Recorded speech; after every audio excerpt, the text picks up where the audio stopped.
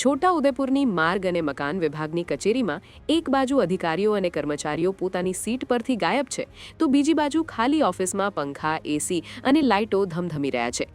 કામના કલાકો દરમિયાન જનતા પોતાના કામ માટે કચેરીએ પહોંચી ત્યારે એક પણ જવાબદાર કર્મચારી હાજર ન મળતા અને સામે પક્ષે વીજળીનો આટલો ભયંકર વેડફાટ જોઈ લોકોમાં ભારે રોષ જોવા મળ્યો, જેમણે વિડીયો ઉતારીને વાયરલ કર્યા.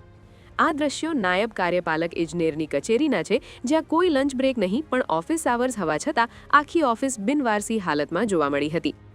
નવાઈની વાત એ છે કે અધિકારીઓ કે કર્મચારીઓ જ્યારે બહાર જાય છે ત્યારે લાઇટ પંખા બંધ કરવાની પ્રાથમિક શિસ્ત પણ જાળવતા નથી. પ્રજાના ટેક્સના પૈસે ચાલતી આ કચેરીમાં પાવરનો આવો વેડફાટ સોશિયલ મીડિયામાં ચર્ચાનો વિષય બન્યો છે. હદ તો ત્યારે થઈ જ્યારે આ જ બિલ્ડિંગમાં ઉપરના માળે આવેલી એક્ઝિક્યુટિવ એન્જિનિયરની કચેરીના ક્લાર્કને પૂછવામાં આવ્યો. તેમણે એવો બેજવાબદાર ઉત્તર આપ્યો કે આ કચેરી અમારા વિભાગમાં નથી આવતી. હકીકતમાં તે તેમના જ વિભાગનો ભાગ હોવા છતાં આવો જવાબ તંત્રની પોલ ખોલે છે. ત્યારે સ્થાનિકોમાં સવાલ છે કે આ વાયરલ વિડીયો બાદ જવાબદાર લોકો સામે પગલાં લેવામાં આવે છે કે કેમ તે જોવું રહ્યું.